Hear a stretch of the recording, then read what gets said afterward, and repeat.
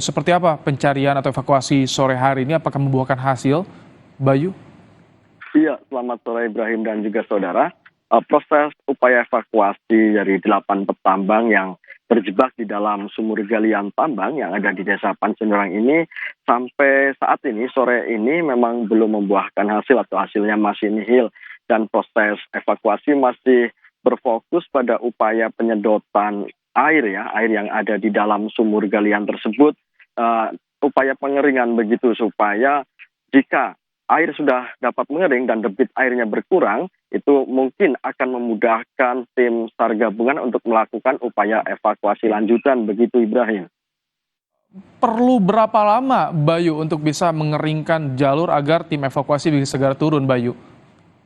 Iya, sampai dengan saat ini dan dari beberapa hari yang lalu ini sudah 5 hari ya Ibrahim ya, sumur selalu disedot bahkan menggunakan penyedot bertekanan besar ya, dan ini terbukti juga sampai saat ini belum dapat surut. Surutnya air itu hanya berkisar dari 1 meter hingga 3 meter saja begitu Ibrahim. Memang sangat sulit mungkin ini sumber airnya surut itu sepertinya sangat sulit Ibrahim. Ada skema juga membendung sungai yang di atas. Itu seberapa besar dampaknya dalam proses evakuasi, Bayu? Ya Ibrahim, diperkirakan memang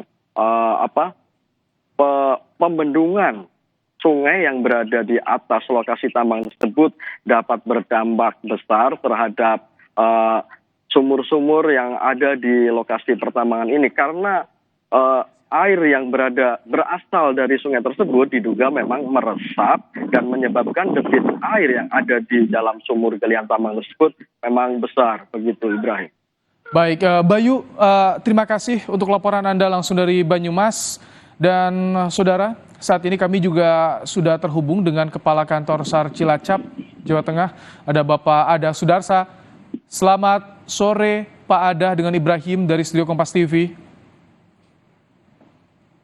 Ya, saudara, sambil menunggu sambungan audiovisual kami bersama dengan Kepala Kantor SAR Cilacap, Jawa Tengah, ada Sudarsa, kami kembali menyampaikan bahwa saat ini proses evakuasi 8 petambang ilegal di Banyumas, Jawa Tengah ini terus dilakukan oleh tim SAR.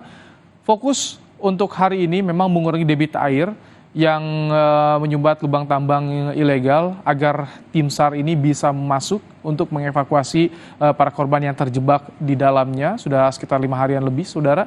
Sekitar 5 hari terjebak dan masih menunggu untuk upaya proses evakuasi. Kembali kita akan sapa, ada Bapak Ada Sudarsa, Kepala Kantor SAR Cilacap, Jawa Tengah. Selamat